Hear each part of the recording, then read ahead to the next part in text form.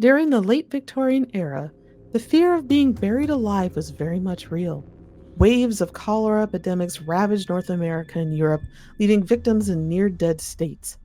Mirroring the concerns of the time, rumors spread about people being buried alive, so much so that many safety coffins and other graveside alerts were invented and implemented to prevent premature burial for the most discerning and wealthy of the Victorian Age.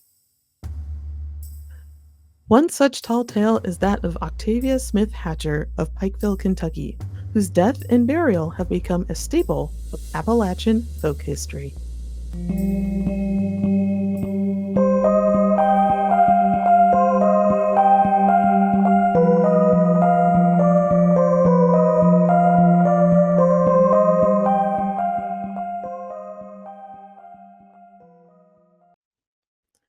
Hello, everyone, and welcome back to another exciting episode of the Hometown Haunts podcast.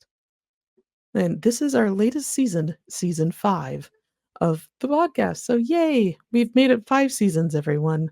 Thank you for joining us tonight. I am haunted historian, horror artist, and host of the show, Kat Cloco. And along with me on this journey into the unknown are my friends Christina Wald and Jen Kohler. Yay!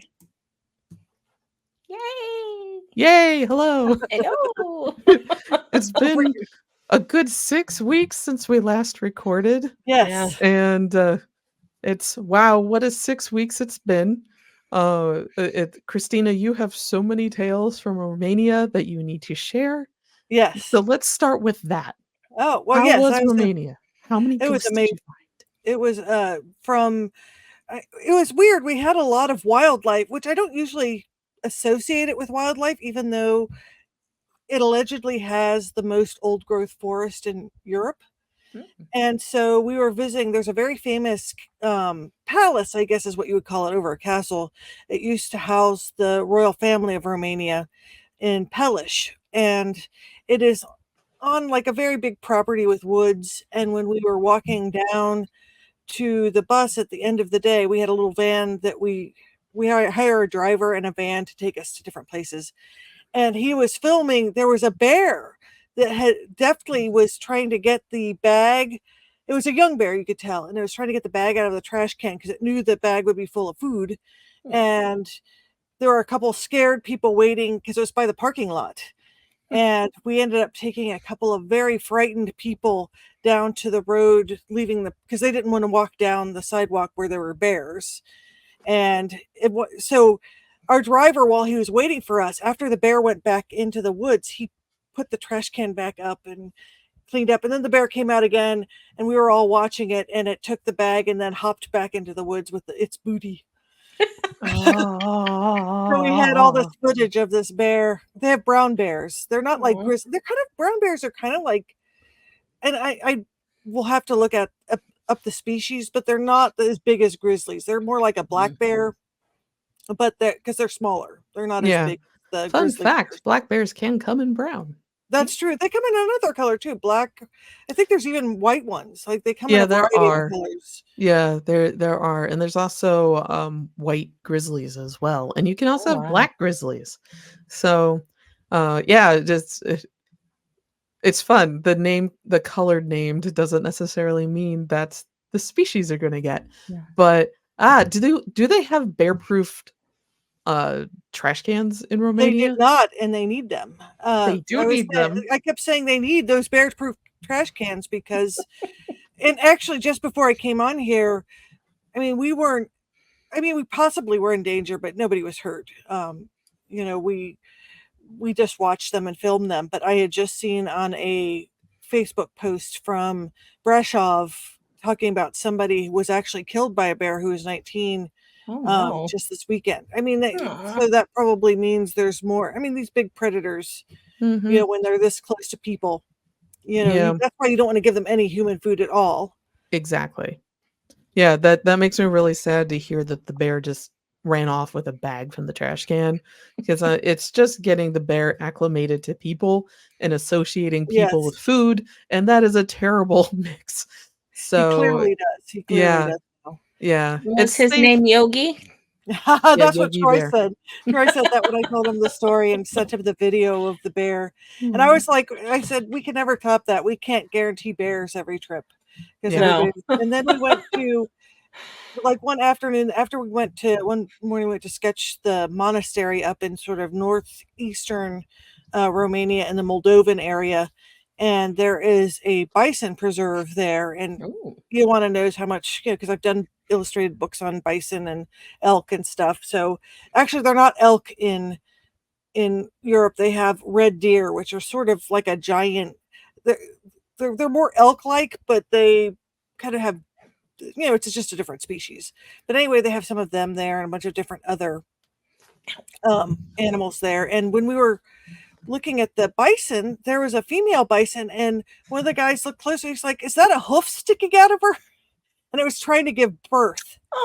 And Oh. so we weren't sure, like the males kept bothering her, and she was trying to lay down and give birth to this bison. And so we called the people over. One of the guys on our group was like, "What should we tell them about this?" And so we did, and they knew she was pregnant, but they said they couldn't do anything because last time they'd had a female get pregnant and they tried to help, like they tried to sedate her and both died. Like, so Oh. there wasn't a lot that they could do. And so you want to call them, kept trying to call them and find out if the bison baby had survived or if the mom had survived, and we found out that she did give birth and the baby and the mom were safe, and they sent us pictures and video and everything. Oh, So that's we were really adorable. excited. Yeah. Yeah. So we got to I see that. I had no idea that bison were in Europe. Me neither. It's a I just different species, of course, but yeah, I just think of them as such a American West thing. there's a big ungulate that kind of looks bison like. I forget the name. I'll have to look up the name of it. That's actually part of Moldovia's coat of arms, and it's an Oh. extinct ungulate that's got like Oh. horns and looks very, it's some sort of bull. And I think that they said that they found some recently because they thought they were extinct, Hmm. or there's Oh. somebody trying to do some sort of breeding program. So I'll have to look that up. Ooh, that's But exciting. yeah, there's a lot of wildlife sort of in these forest lands. I mean, the thing that's neat about Romania visiting it as opposed to some of the other countries in Europe is that they have a lot of people still doing old technique farming. They have a lot of interesting folklore and that sort of thing that people still practice, and a lot of old Mhm. farming techniques. You still see the bushels of hay kind of stacked up with pitchforks, which you don't see anywhere else. I mean, obviously they are using some of the more modern equipment too. And they have the towns with the cows that all come back in at night when they're called. And when we were there in 2014, Cool. we actually got to go into a stable and he was milking one of them and gave us fresh milk from it. And, it's just a lot of this really old world stuff that you don't see in, like, their rural areas seem much more populated than, like, for example, in France last year, like when you would go through the tiny towns, like most of them are empty. It's kind of like in rural Mm. America, you go through a lot of these towns where no one's left. It's just abandoned. Right. And um, it was interesting to see a lot of activity in the rural areas. So that was kind of Mhm. exciting. Yeah. And so we saw a lot of really interesting stuff. This was a different itinerary than we did last year. So we went to the Black Sea and kind of Oh, cool. around. We were really close to the Moldovan border towards the end. And actually, we were at a town like that was right on the corner of Ukraine and Moldova. It was like a tri-state area, Mhm. and but we weren't close enough. Apparently, the border is a little bit more strict there than if you've been to now. Romania is part of, and I always mispronounce this, but the area of the EU where you don't have to go through customs again. Is Mhm. it begins with SH? Let me Shojan. I forget what it's called. Oh. I'll look it up and come up with the right word later. But this region of the EU, like when I flew into France, you get your passport checked there. But then it's like if I flew to the US and then in New York and then flew to Texas or whatever, it's Yeah. like You you don't get can your passport checked again. right. Hmm. Okay. And so, Neat. that was exciting. Although that means they've changed their visa policies, which It used to be a lot of places would let you stay 6 months, and now almost every place is 90 days. I'm not sure what it Yeah. is in Asia and Japan, but I It's think in Japan it's 90 days, 3 yeah, months. most places have gone to 90 days Yeah. pretty much. Yeah, and I think South Korea is the same. I do not know for China. I do So not how know do for people Taiwan. immigrate then? And this may be a stupid question, but how would you make a permanent residence over there? You just have to file different paperwork? Well, I can speak on the Japanese side, and Mhm. maybe it's similar to the EU, and, we can have listeners correct me. So, basically, the 3 months you go in that's as a tourist visa. So, when Mhm. I went in as a student to Japan, I had a student university visa, which was for a Okay. full year, and a number of my friends about 3 months before our visas expired, they started interviewing at, different companies to get a work visa, and that's Gotcha. how you slowly get to immigrate into another country. You have Okay. a work or some type of, larger entity sponsor you. Okay. So there are Japan steps. You can't just apply for a permanent residency? well, in every country, it also where is your country of origin, and that will also make life more complicated for you. So, Okay. there are different steps, but in the very large paintbrush explanation, that's basically how it goes. Okay. But, like I said, country of origin, when you arrived, how you arrived, all of that can, vastly affect your immigration status and how you can get these types of documents. Okay. But Yeah. generally, you're trying to get enough visas that are long enough that you can get actual citizenship. Gotcha. Yeah. Yeah, it is called the Schengen region. Schengen region? It's Schengen. Schengen, I guess, is the region of the EU. In that area, Okay. it's all like going to the United States. Like you don't need to get your passport. They don't have any border check-ins anymore. It's at the where your point of origin. Mhm. And like you I've said, if you're coming from the US, I mean, a lot of border control stuff comes down to money. Yeah. They don't want you coming to their country to take jobs or to just like get on their dole queue or whatever. They Mhm. want you to be there and have a exit ticket, unless you're rich. If you're rich, then then they're happy to have you. Like if you Yeah. are buying property for millions of dollars, then they're happy to have you. And I'm not sure quite how it works then. You have to get like a longer permanent residency visa. But I Mhm. think even some places in Asia, it's less than that. It's like 30 days. It Hmm. could be. I don't I know. think, well, where Misha's in, he's in Taipei. Uh-huh. And I think when he first got there, you couldn't be there 90 days. I think it was, Only 30. yeah. I Oh, mean, it probably wow. just depends what kind, a lot of them are changing these things. Yeah. So, Yeah. but the whole international policies have changed a lot in the last couple of years, They actually. are. It's quite a roller coaster diplomatically right now. Yeah. It really It's is, and just actually next year, Europe is gonna adopt, like what when I went to Auckland last year, you had to get a visa through an app, and mm, basically it's just a tax. You have to pay like $30 for a background check, but you can tell mm, it's just basically a visitor tax. mm. And, Europe is gonna have the same thing. It was supposed to be instituted this year, but for some reason it was put off till next year. You'd think they would make so much money from the Olympics. I know, right? They probably are really bummed they missed that because Yeah. that's Or happening s when? In just a few yeah, weeks. just a few weeks, and, I'm jazzed for the Olympics. I'm one of those people that just really loves watching the sport, I wouldn't wanna but be in Paris while that happens, though. yeah, it's I That wish would I be was bad. in Japan for that one, but nope, Oh, that yes. luck did not work for that. Someday. That's right, you were thinking about going when it was during We the had Olympics. tickets. We That's had right. both plane tickets, we were supposed to watch beach volleyball, we had Oh, all these man. plans, and, now they just went up in smoke. But anyway, we did get refunds, so Oh, yeah. well, but sadly, Oh, we saw good. no ghosts or paranormal activity while we were in Mhm. Romania this time. No That was only that graveyard that one time, but we didn't go into any graveyards this time, so maybe that's Oh, why we didn't see anything. I maybe. mean, we saw many really interesting ones from afar, Mm-hmm. and I would like to, see more of them because there's some really interesting. The way that they lay theirs out are very crowded. It's Yeah. a little bit. Hmm. I'm actually looking forward to. I just got my tickets to go to the symposium in October in Buenos Aires, Mm-hmm. and there's this really famous graveyard in Buenos Aires that I can't wait to see. That's like they Cool. have most of them are platform. It's not underground. It's like the mausoleum kind of, Mm-hmm. and it's another Mhm. really big, crowded one with a lot of famous stuff in it. So, Yeah. I Oh. I love.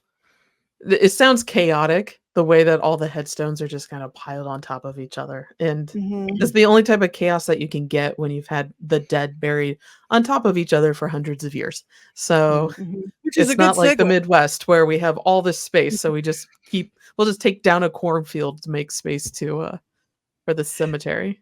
So, what And other then news do you have? Oh, sorry. I was just Oh, and then when we need to raise that for buildings, we do. that's true. True, true. You're right. Yeah. So, speaking of bears, we had our first bear visitor at my Oh, house. wow. Mhm. Is It that a it's good thing or a bad thing or just a it's an thing? expected thing. It's something that like I already had run into a yearling black bear when walking the dogs. Somewhere mama was around. We did not encounter her, but oh, Mike just scared me. Hi. Oh, Hi, Mike. ah. As I'm talking about bears, I see this lumbering shadow come from my And it's not a northern shadow window, person. and I It's look not a over and I'm like, I know it's not somebody who's dead. It's somebody quite alive, and it was Mike. Anyway, yeah. yeah, the bears. So we had run into there is a young family of bears. I live near a cemetery and they live in the cemetery grounds, and Oh, during the wow. day they just walk around. Everyone in our neighborhood knows of them. There's a mama and now two subadults, and now she has a new set of cubs Oh to wow. another set of cubs. So we now have 5 bears in our neighborhood. And we all know this and we take the Mm. precautions. No one has bird feeders out. Everyone has bear proof trash cans. None of us take our food um, compost out before the night before. We do it right before the truck arrives. Mm. We actually freeze our compost and then put it into the bin so that we have even less smell to attract a bear. Though with 3 dogs, we kind of produce enough other natural smells that bears generally don't walk onto our property. But a few weeks ago, about a month ago now, we had one of those now subadult black bears walk right into our carport, and it did not care. It knew there was no food there. It was just going through.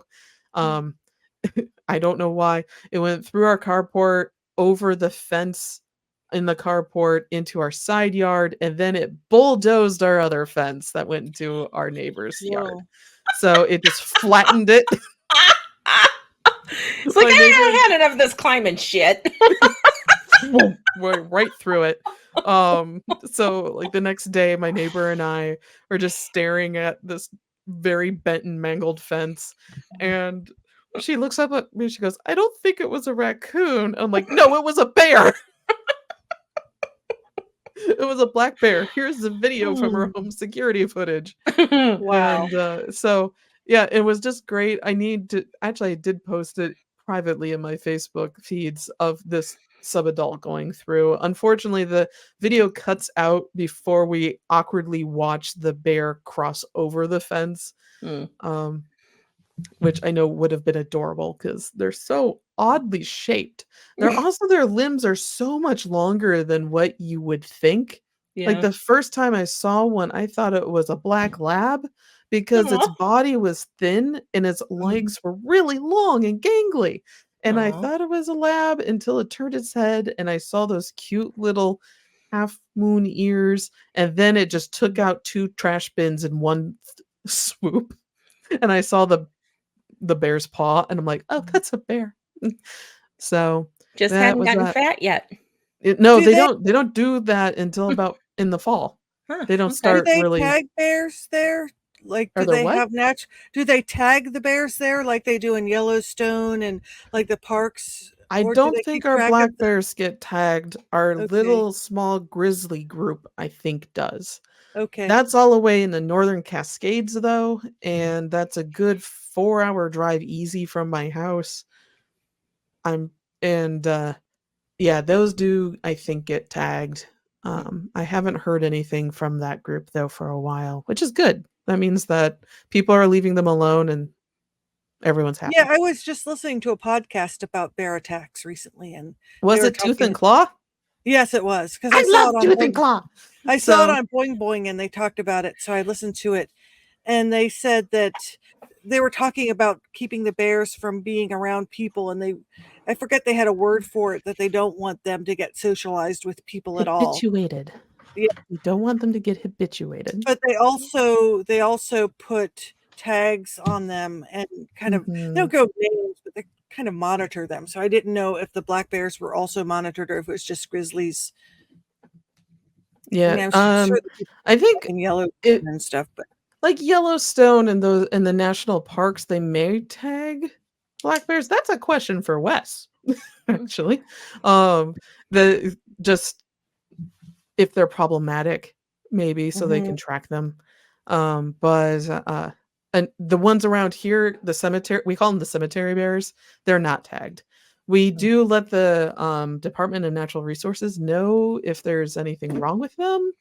Like when we had the cougars on the mountain, they were Mhm. notified that we had 2 cougars on our mountain and they were killing people's cats and dogs. Aw. And sorry, Jen, this is not the episode for happiness. It's uh, but we had to let them know because they were getting into things. But they were following a group of deer that live here on the mountain. We have a state park that takes up the other half of our mountain, so we Mm. get a lot of wildlife. that's So great. we get bobcats on the reg, they're so big. I don't know how they balance on our fence, but That's another reason not to let your cat outside. Yeah, yeah. or Like, did I even your tell you the dog. tree owl story? No, I don't know if you did. Oh, I don't think so. so our neighbors, this was before we moved in, so they were just telling us about a tree cleaning they had last year, and a crown cleaning of these gigantic cedars. You want to do that so they don't fall and you don't have limbs falling on your stuff. Yeah, that's Well, good. yeah, and yeah, it's something landscapers will do. Anyway, our neighbors had a team crown cleaning their cedars and their fir trees, and they found an owl nest up in one of the trees, and in that nest was an assorted amount of 10 tags or so coming from cats and small dogs that were from these great horned owls that were catching them and eating them. Wow. Sorry, Jed, this is not a happy episode for I know, animals. and Poor I just gave I shouldn't be laughing, but it's the circle of life. I know. and It's like, I just gave Jen Lucy Nicely's new book about her cat, and I was like, it doesn't end happily. oh yes. Whoa. I'm gonna read it tonight Yeah, I when we're know. I done. need to still buy it. I know. I was like, well, I mean, obviously, because it never ends happy because, I mean, Yeah, you yeah. only get to keep them as long as you do. But it's actually, the book reminded me a lot of my cat Boris. Aw. Oh. Yeah, what was the phrase?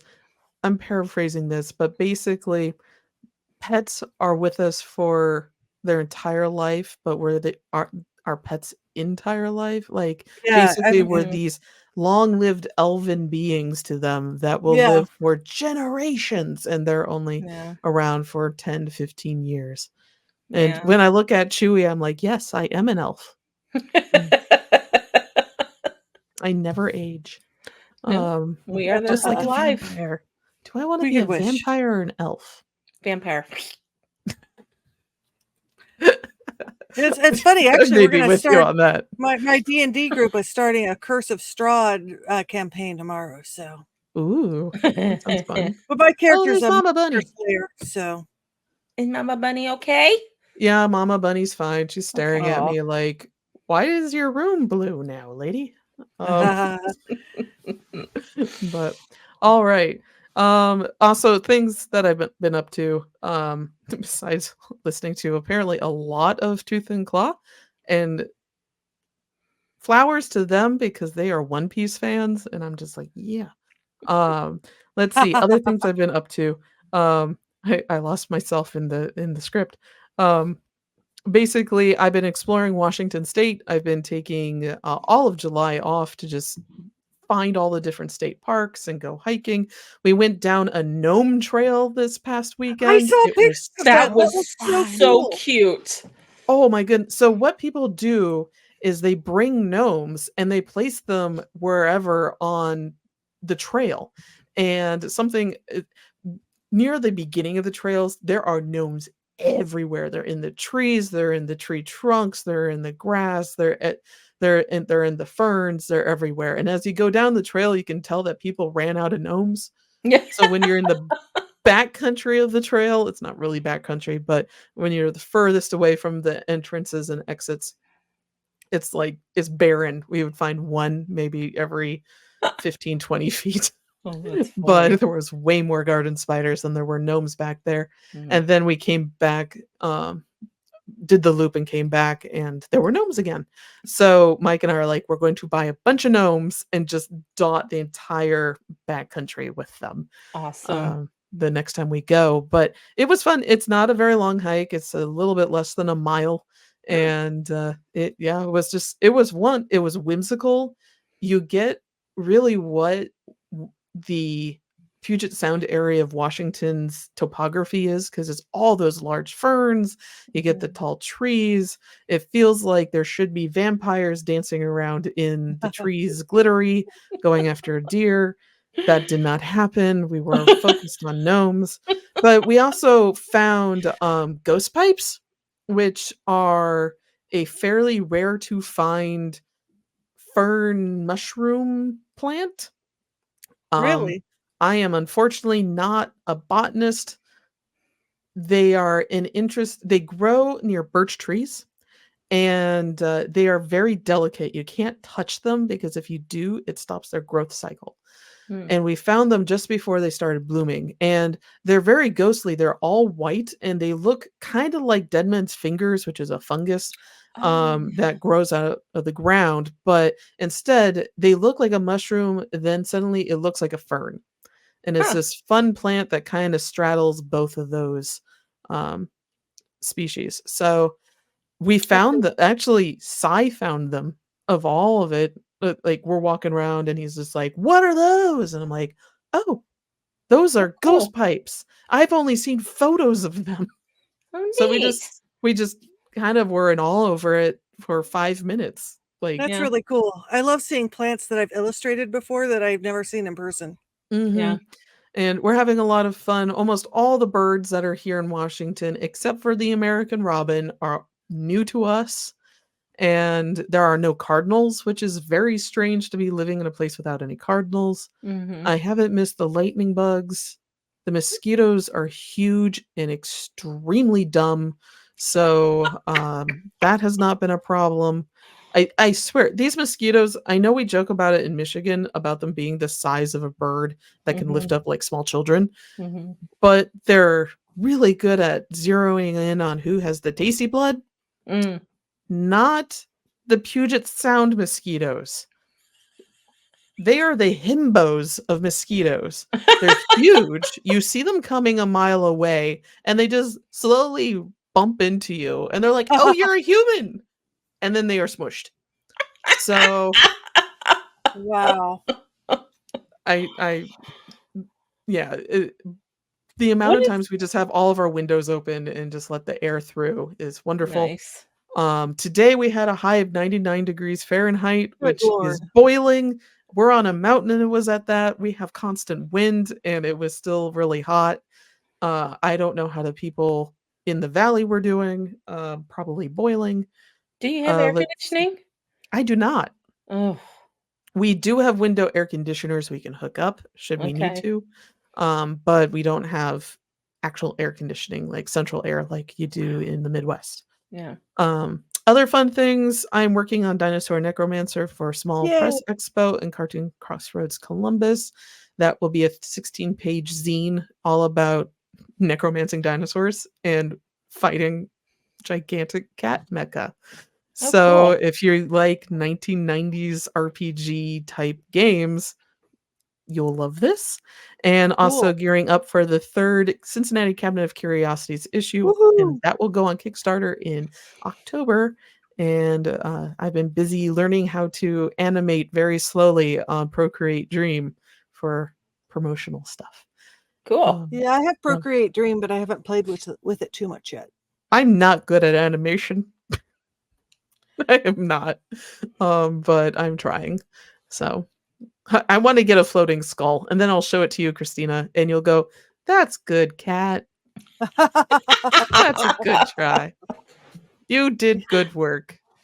Now I think go it's back to your just drawing board. patience because, like, even if it has a lot of automated stuff, it just takes a long time. Like, Mhm. there's not, I don't know how many shortcuts are in Procreate Dreams yet. I mean, I've seen video of them using it, and it looks like it has a lot of really powerful features, Mhm. but I think a lot of stuff you have to build the stepping, the bricks to build your little animation. Yeah. And And that's an all new thought process and planning. it's very time consuming. Yeah, and unfortunately right now I have not had the time to do it. So, Mm. it's slow. But that's what I've been up to. Jen, You gotta, how about you? Not much.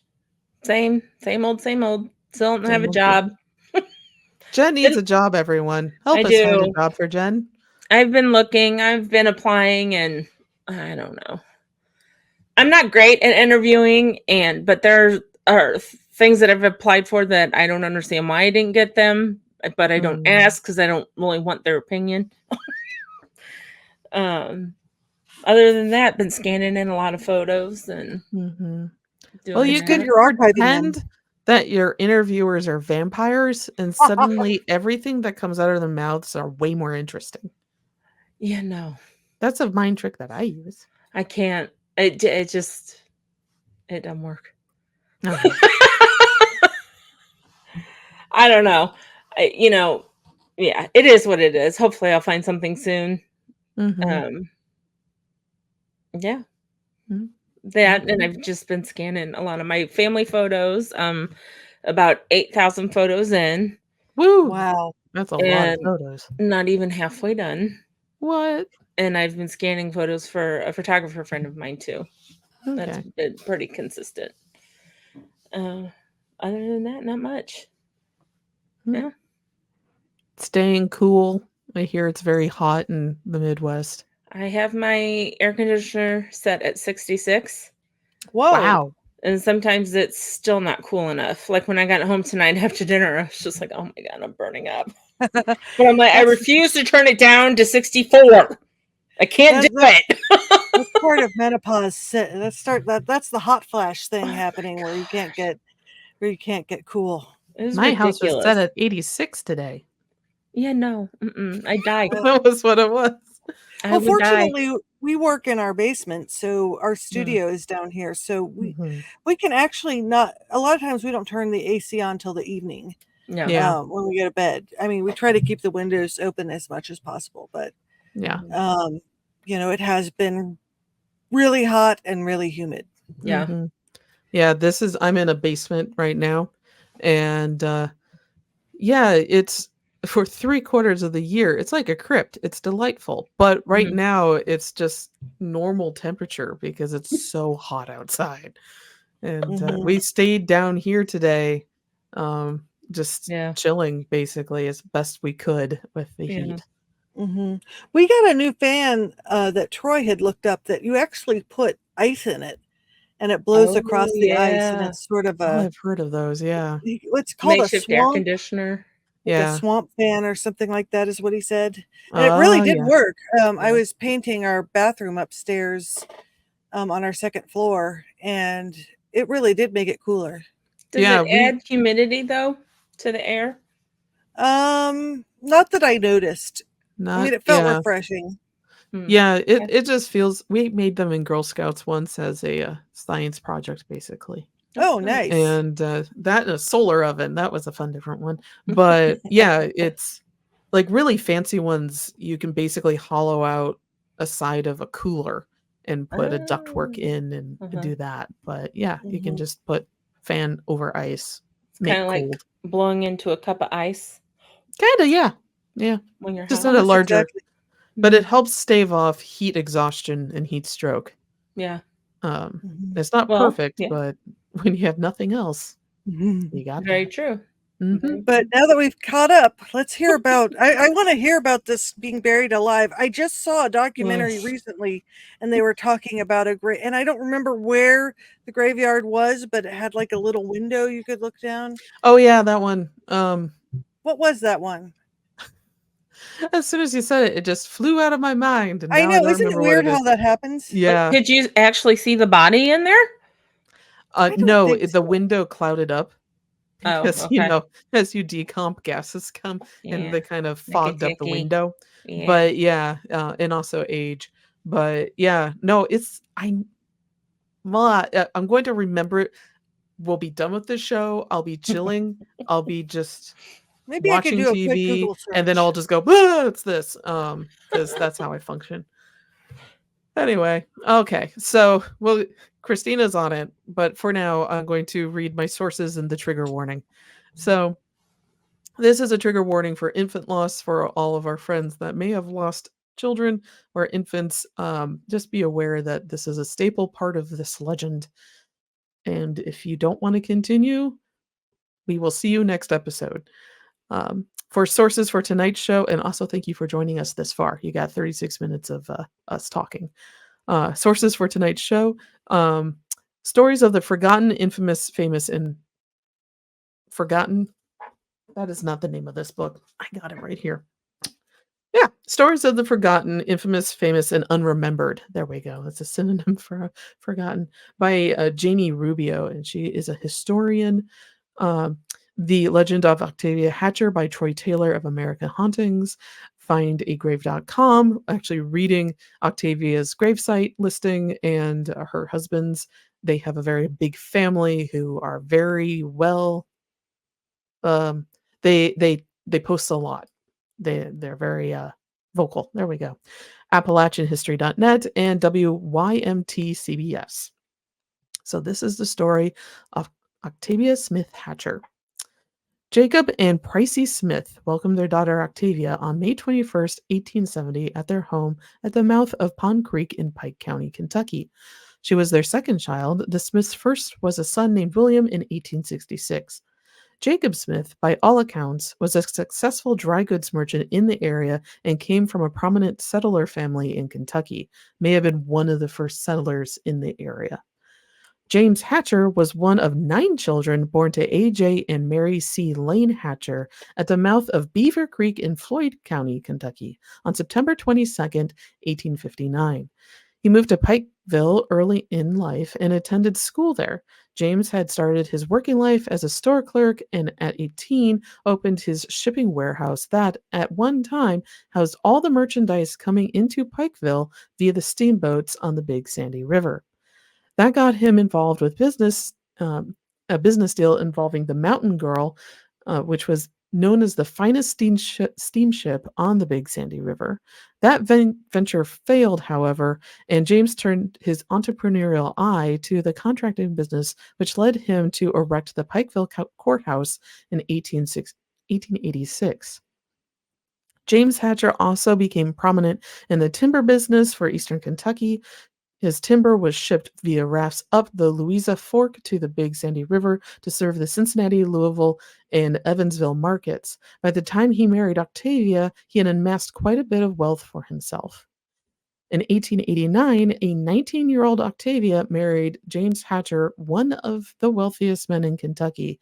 James was 11 years older than her at the time of their marriage, but he was madly in love with his new bride, judging by the love-filled accounts of their time together that he wrote to all of his friends, which is actually very cute seeing how much they loved each other. And you see a lot of their writings still exist. and they're in historical societies today, and you can read about it. He's gushing always about her when she is mentioned. It's very cute.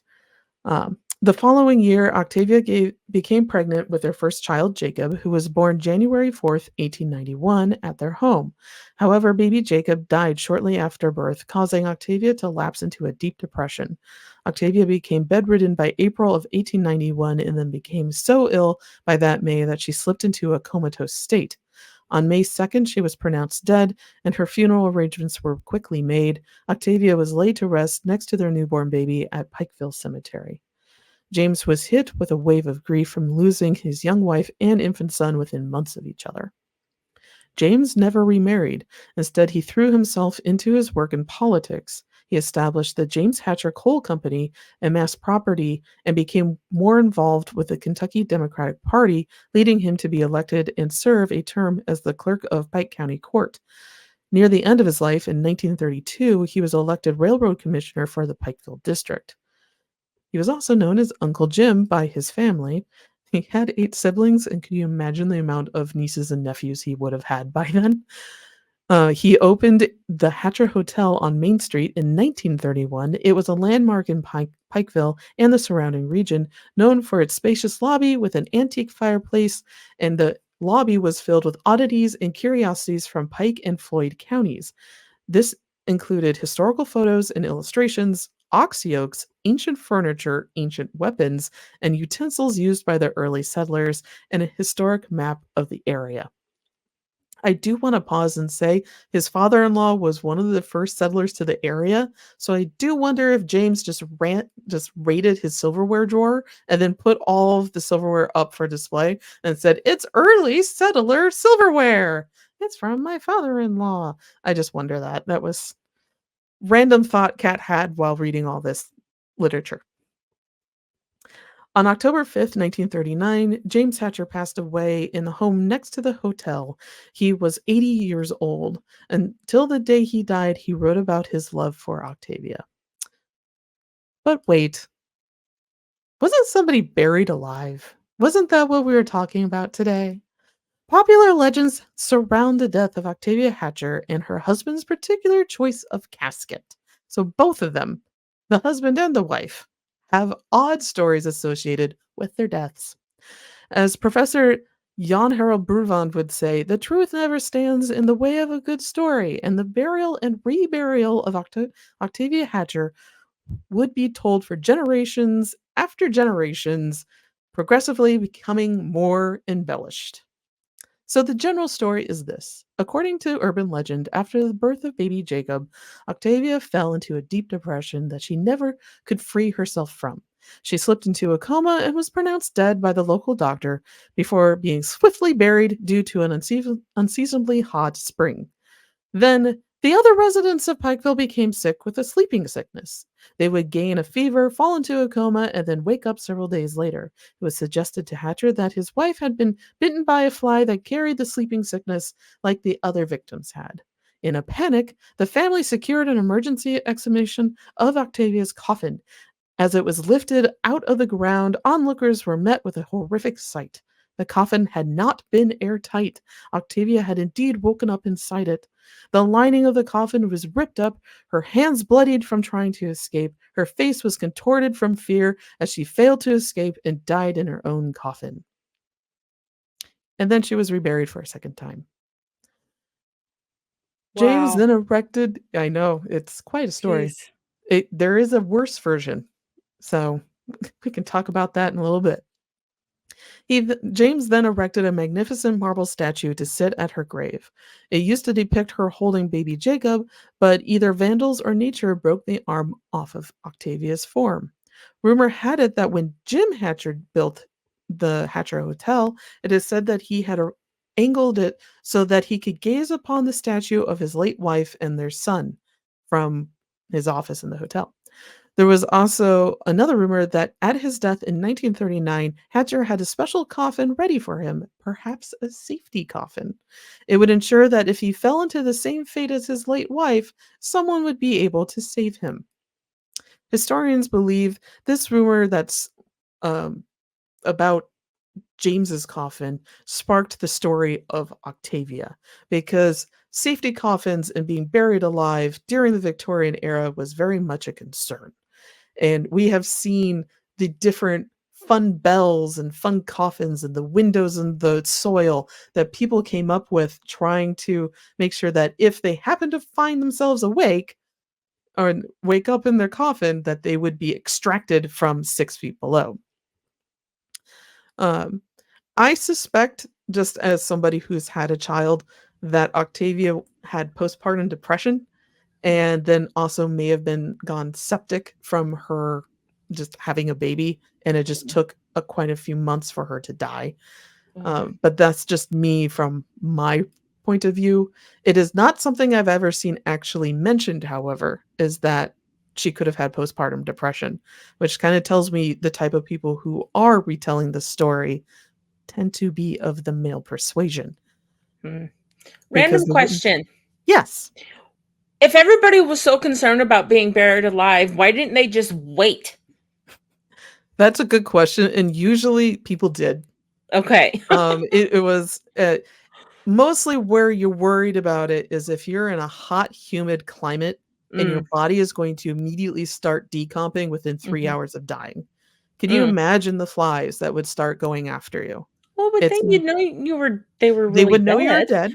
dead. You are It right. would be stinky for sure. Yeah. Or superstition about flies would start freaking everyone out. That's true. But, yeah, generally, you usually had a cold cellar or, the cold storage, but it's not like a cellar underneath a house. It would be like a spring or a well house where it just would be underground or partially underground. It'd be cooler. And that's where they would store a body for a few days if you couldn't easily bury someone. You also had crypts in a lot of these cemeteries. I know in northern Ohio, where my family's from, crypts are pretty common in a cemetery because if somebody dies after frost has hit, you can't bury anyone. Right. You have to put them in a crypt and put them literally into cold storage until spring. Yeah. And so this idea of her dying and immediately needing to be put into the ground, I have not looked up the meteorological data of Pikeville in 1891. It may exist, but It's probably having hot. not been to Pikeville, I can't tell you actually how hot it gets, but Gotcha. And how humid it is. So I know a lot of the stories will say that embalming was not around at the time, and I go, lies, lies. Embalming was around and was actually quite popular. That's when we started seeing embalming become much more of a mortuary science.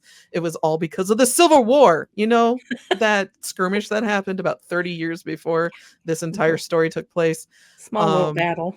This small battle, just tiny. I know history just jumps over it. It doesn't take. Yeah, no Was one's ever it just heard of not widely used, like in smaller towns, or? That could be that it just wasn't feasible if there was no doctor. But Pikeville was a area where there's a lot of shipping happening. It's a lot like Cincinnati, but just at a smaller scale. Yeah. I find it odd that there would be no doctor or embalmer in that area.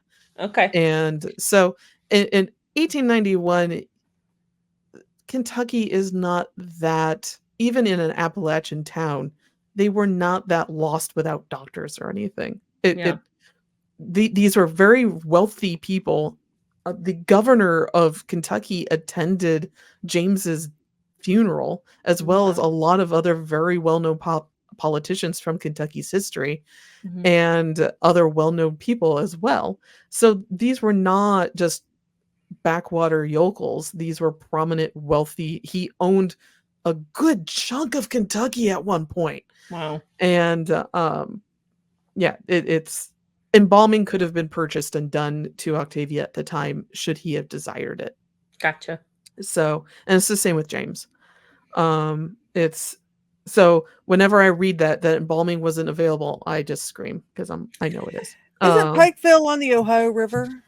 It is not on the Ohio River. It is off of Louisa Fork that goes to Big Sandy River that goes to the Ohio Okay. River.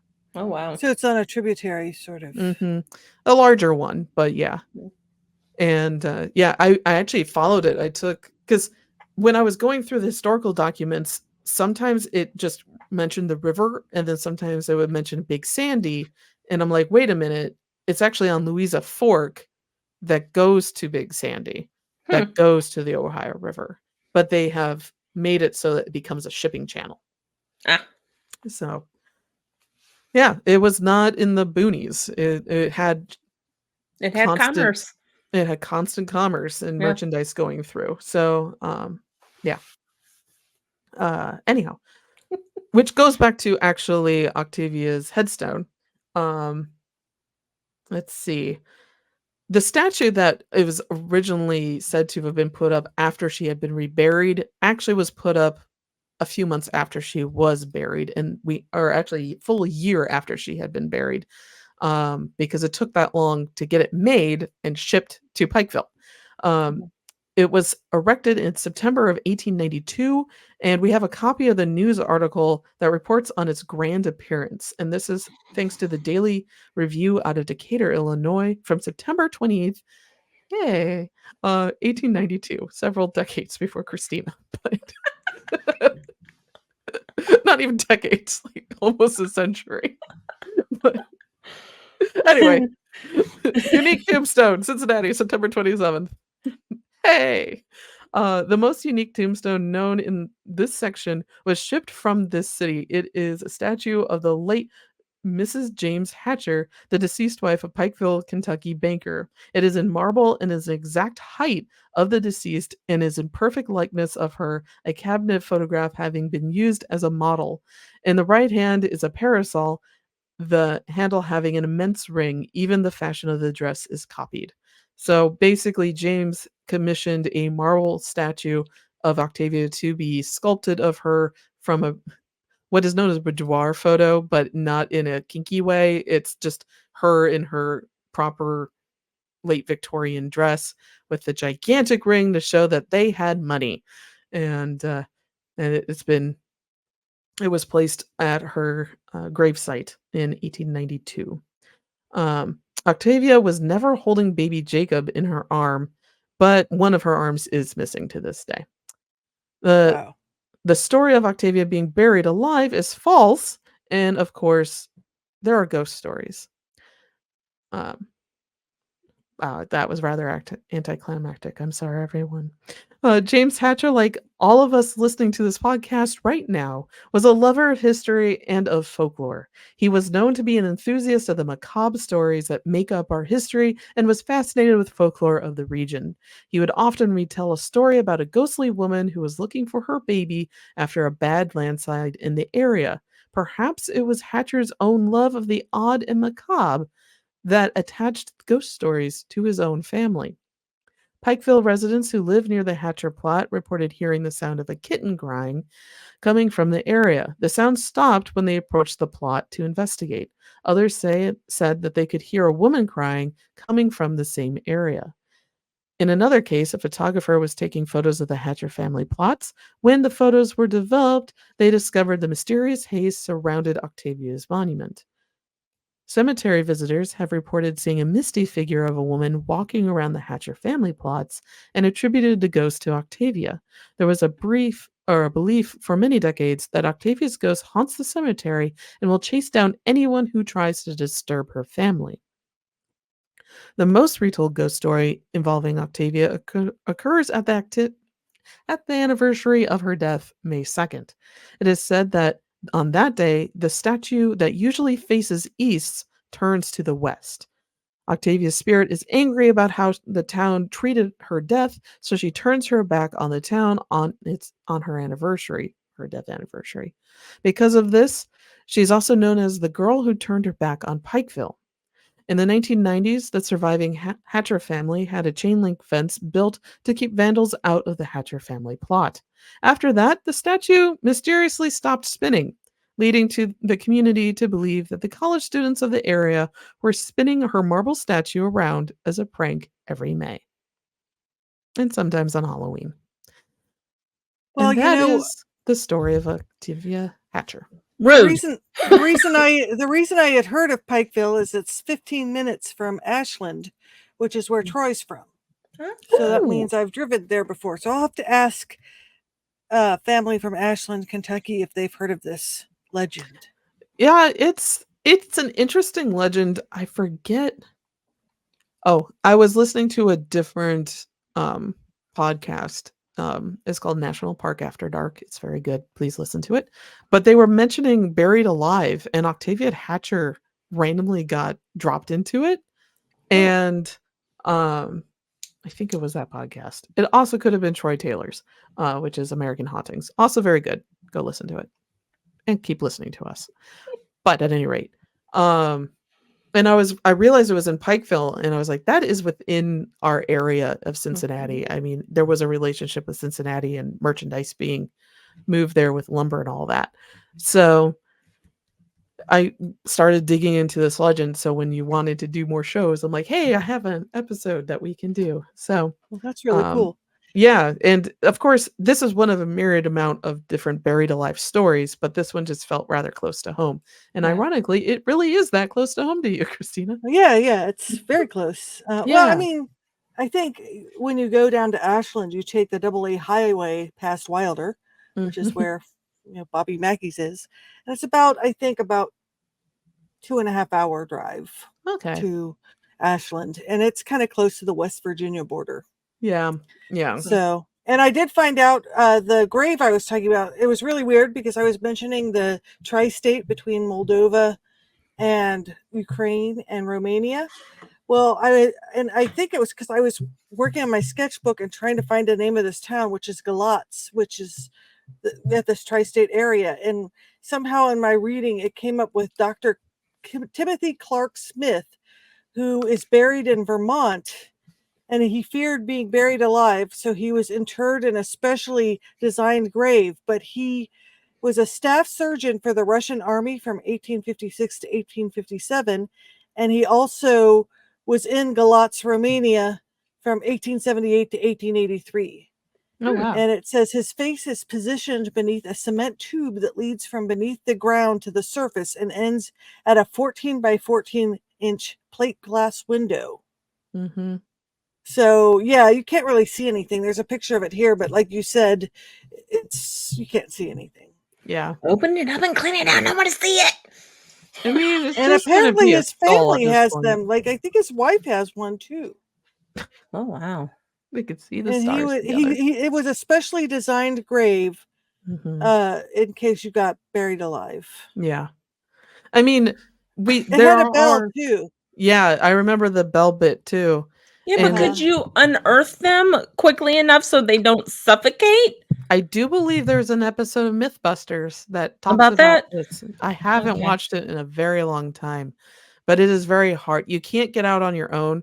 The amount of pressure that is being put onto the casket Yeah. or the coffin is too great for you to be able to open it on your own unless it is topside. Mm. And you do need special reinforcement because if it's just a plank wood coffin, it's going to crush. Yeah. And we have a lot of that with cultural resource management, which are all the anthropologists and archaeologists that states if, let's say, we find bones underneath the parking lot that need to be looked at, is cultural resource management that goes in and does this. They're the ones that go in and look at the bodies. In a personal family story, and I know I've told it on the show before, when my grandfather was working on the Ashtabula Public Library to put an addition, they found a body under where the addition was supposed to go. And cultural resource management in the early days was called in, and due to the hammering of the nails in the surrounding where the coffin would have been, the coffin would have decomposed, but the this metal nails had stayed. They could tell that it was an early settler from the 1700s because they were Wow. hand hewn nails. And it's Wow. all little clues like that. The cultural clues around the body are just as Mhm. important as the bones and how you find them. Right. So they knew it wasn't an indigenous burial. They knew it was a mislabeled grave of one of the forefathers of Ashtabula. Oh wow. And yeah, they would do this same. Wow. I Well, don't know how my search for Galatz ended up with this guy, but Hmm. it probably just came up and I probably Kismet. looked at it because it mentioned the being buried alive. Mhm. And I probably would have looked at it because of that. Because I was like, how on earth did I find this from a search for how to spell Galatz? Wow. I That's know. funny. Serendipitous. It's one of the, yes, it was predicting the future or something. Mhm. I don't know. So going back to the story, one of the more fantastical versions of this story is that Octavia was pregnant when she died. And they're doing the funeral service graveside, and everyone starts hearing a tiny little cry and a wailing coming Oh, from the coffin. And they open it up, and Octavia's corpse had given birth to Jacob. oh And, gosh. Yeah, and then not Jacob promptly possible. dies. And this is, according to Jamie Rubio, was and also Troy Taylor, they both cited the same historian who seemed to be a folklorist from one of the local colleges. And this was a story that the college students were telling each other about Mhm. Octavia back in like the 90s. And Mhm. corpse birth is what the phenomenon is known as. There's a few different bodies that archaeologists have discovered where it would be a mom and or a pregnant person and a fetus skeleton, and this is gruesome, I'm sorry everyone. The fetus will have been extracted out of the body at some point. When somebody dies and there's gases that build up and you have a baby in there, they can be shoved out post-mortem. But it's extremely rare. Well, I was going to say, I mean, C-sections started with Caesar, Julius Caesar. It's what's named after. And so often that's how they extracted babies too. And it probably killed the mother many times. Oh yeah, it killed the mom. Because it wasn't probably done very conscientiously I mean, they probably didn't really know how to save, They didn't the wash blood their loss hands and then. stuff. Well, yeah, Well, I was like going to say the blood loss too and there's stuff. a lot But of blood. You're cutting into some major arteries, and yeah, um, yeah, yeah, yep. Well, And it's also, interesting they how would many. do it a different way than they do it now, and this is just, yeah. It's interesting how many of these stories surround women being pregnant or and obviously Sleep most sickness. women I'm not going to say most women, but a lot of women died in childbirth until Oh, a very lot. recently, and they still do. I mean, because Yeah. our Our country has such mortality abysmal. rates are Yeah, ridiculously high. our Well, country has such a terrible healthcare system that you're right, the it's very high. it's Mhm. the closest to death we are in life Yeah, is when you're giving birth. Yeah, but we give lousy care to people, so Yeah. it's yeah, particularly high in the US. And it's getting worse. yeah. There's just a lot of things that can go wrong, and man, I'm happy I put that trigger warning on.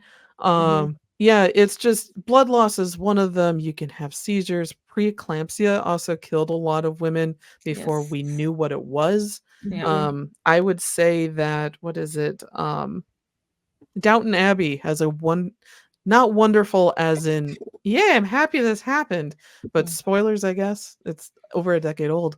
But one of their characters dies of preeclampsia during birth, and Mhm. it is a good depiction of what it looks like when it happens, in my opinion. I'm not a doctor, but Well, and I do my like bones grandmother and bodies. almost died in childbirth, I think at Mhm. least once. Like, but Yeah, I think having her second baby, they thought she was dead. yeah. Oh God. And that was very common. Yeah, it's you can have breech babies that causes a lot of tearing. It's Mhm. there is I'm not going to pronounce it correctly, but when the placenta is over the vaginal canal, that could cause a lot of bleeding and baby can't get born. And Hmm. that's when emergency C-sections would usually happen. Um there's just a lot of trauma that can happen to both mom and baby, and bleeding happens a lot, seizures happen. It's just there's a lot that can go wrong. But it seems like there's a lot of ghost stories surrounding these traumas. Because it's a traumatic, like, even though you're bringing life into the world, it's extremely a traumatic event. I know that doesn't usually get described that way because we tend to overly flower the language around pregnancy and birth. It's Mhm. it's so beautiful, blah blah blah, and there's a lot of grunting, there's a lot of swearing, it's just hours of being uncomfortable, and then like you may not survive it, and it's a lot of work too, and then you can die, or baby can die, and you could have had was it rubella, and if you had that, your child could be deaf or die. You can just Jesus. yeah. Not to mention Alright, the genetic there's genetic components. possibilities and possibilities that can happen. Also sepsis. People didn't generally wash their hands. Mom would be hosed if that happened. Their baby could catch just about anything. Cholera was really big. That's actually what kicked off this safety coffin thing. People Mm. were dying left and right, much like the bubonic plague. Yellow fever was another one that was going through. Um, it's there were constant waves of illnesses going through the population that would wipe out families. Yeah. And um, I mean, that's one reason people go, well, why were there so many kids that were born to families? Why would they have like 7 or 8? It's because maybe 2 of Most them of would them survive to died. adulthood. Yeah. If that. Yeah, If if that, that. yeah. There's entire families I've seen their grave markers where they died within a week. Jesus. Yeah, it's cholera was a bitch. Cincinnati had really bad epidemics of that. That's why we got Mhm. rid of the canals. And because they just were such a great transporter of disease, Mhm. and Stagnant water will do stagnant that. water, stagnant, filthy water. Yeah. People would swim in it, but they also threw everything else out Oh into those canals. no. So yeah, if you had an open sore on your body, well, guess what? Where gangrene's going to set in, or you're going to go septic from there. Yeah, but don't get a vaccination. Well, you Well, always I'm hear talking those. about before that. Yes, I but know, but Yeah. You always hear those stories of like a nobleman getting scratched by a branch or something and then dying of an infection like yeah. a few weeks later. Yeah. Well, they also didn't bathe Yeah. It either just very often. not true. They didn't. I think washing your hands would be slightly more important than bathing the entire body. Yeah. But Well, they didn't do that either. that's true. They did not. And if they Well- did, maybe it was with filthy water. Yeah, and that's also true. Well, on that So- note, we don't have a On haunt this this week, but wonderful hopefully we'll note. have one. Hopefully we'll have one next week. You know, hopefully people will send their haunts. We know a lot of people listen, so send us some of your haunts.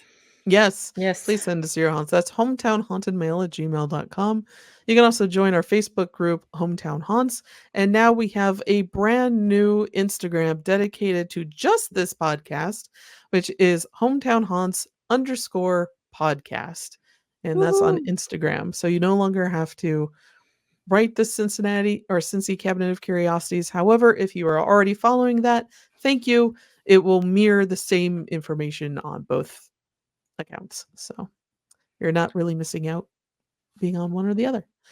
And yeah, we love story suggestions like the goat man that we had last week. Mhm. Or New a cryptids few are weeks great. ago now. That was also a story suggestion from one of my friends. So Mhm. we love hearing them. Yes. So yeah. Thank you everyone for joining us. Yes. Have a great summer. Stay cool and stay spooky. Bye.